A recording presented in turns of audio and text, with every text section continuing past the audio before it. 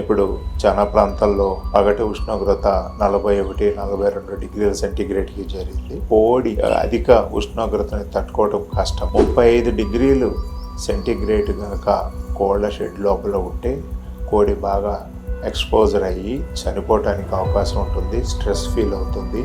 ఇది తగ్గడానికి మనం అవలంబించవలసిన హీట్ కంట్రోల్ మెజర్స్ సమ్మర్లో చేయాల్సినవి అంటే, నమస్తే అండి, నా పేరు డాక్టర్ ప్రసాద్.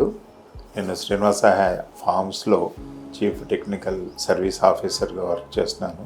నాకు 30 సంవత్సరాల అనుబంధం ఉంది టెక్నికల్ సర్వీసెస్. ప్రస్తుతము మనము అన్ని రాష్ట్రాల్లో కూడా ప్రతి సంవత్సరము వేసవి కాలంలో వచ్చే ఉష్ణోగ్రతలు పెరిగే ఉష్ణోగ్రతలాగానే ఈ సంవత్సరం కూడా మనము అబ్జర్వ్ చేస్తున్నాము. ఇప్పుడు చాలా ప్రాంతాల్లో పగటి ఉష్ణోగ్రత 41-42 డిగ్రీల సెంటీగ్రేడ్కి చేరింది. వచ్చే 15 రోజుల్లో ఇంకా ఎక్కువ పెరగడానికి అవకాశం ఉంది. గత సంవత్సరాల రికార్డులు చూస్తే 43-44 డిగ్రీలు, 45 డిగ్రీలు కూడా మనము అబ్జర్వ్ చేయటం జరిగింది. దీనివల్ల ఏమవుతుందంటే కోడి అధిక ఉష్ణోగ్రతని తట్టుకోవటం కష్టము.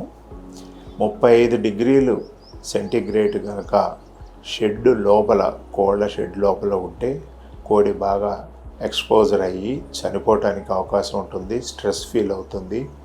ఈ స్ట్రెస్ ఏ విధంగా ఉంటుందంటే, బయట టెంపరేచరు 40 డిగ్రీలు ఉన్నప్పుడు మనము లోన టెంపరేచరు 34 డిగ్రీల కన్నా పెరగకుండా చూసుకోవాలి. 5-6 డిగ్రీలు టెంపరేచరు తక్కువ ఉండేటట్టు చూసుకోవాలి. ఇది తగ్గడానికి మనం అవలంబించవలసిన హీట్ కంట్రోల్ మెజర్స్ సమ్మర్లో చేయాల్సినవి అంటే, మన ఫారంలో వాటర్ కనుక ఎక్కువ అవైలబిలిటీ ఉంటే షెడ్ పైన స్ప్రింక్లర్స్ అరేంజ్ చేసుకోవాలి.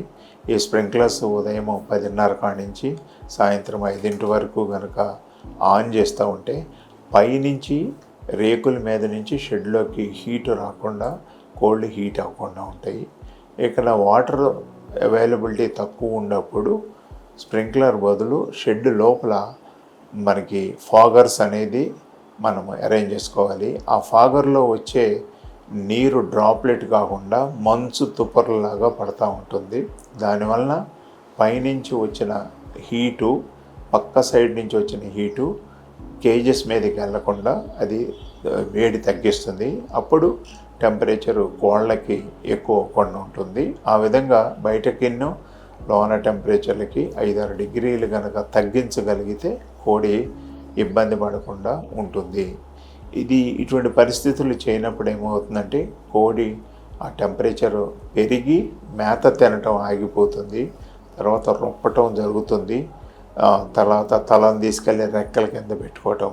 ఇంకా టెంపరేచర్ కనుక మనము ఏ విధమైన చర్యలు తీసుకోకపోతే 37 డిగ్రీలు కనుక అయితే చనిపోవటం జరుగుతుంది.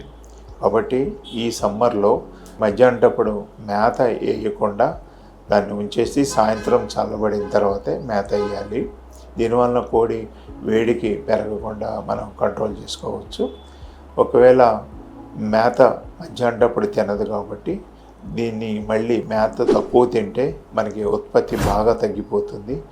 దీన్ని ఏ విధంగా చేయాలంటే, రాత్రిపూట ఈ వాతావరణం చల్లబడినప్పుడు మనం ఎక్స్ట్రా లైటింగ్, జనరల్గా మన గుడ్డు పెట్టే కోడల్లో తెల్లవారుజామున 4 గంటల కాడి నుంచి రాత్రి 8 గంటల వరకు ఈ ఆర్టిఫిషియల్గా అంటే మనం లైట్లు వేసడం వలన సూర్యరశ్మి లైట్ అన్నీ కలిపి 16 గంటలు ఉంటుంది.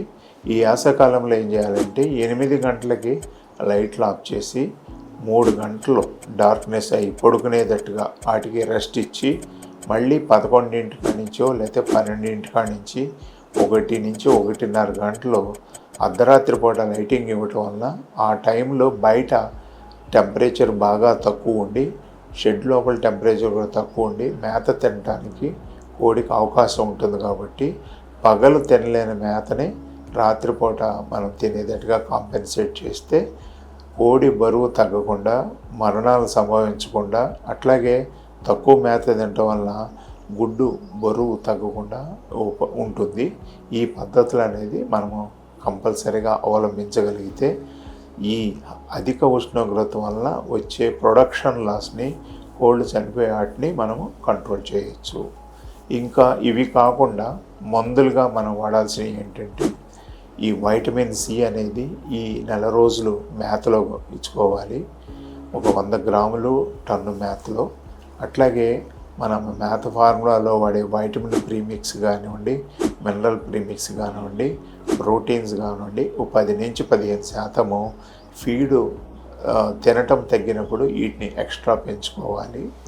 నీళ్ళల్లో కానీ మేతలో కానీ ఎలక్ట్రోలైట్స్ అది కనుక మనం ఇచ్చుకుంటే కోడి రొప్పినప్పుడు ఈ ఎలక్ట్రోలైట్స్ శరీరంలో తగ్గకుండా కోడి బరువు తగ్గకుండా ఉంటుంది, చనిపోకుండా ఉంటుంది.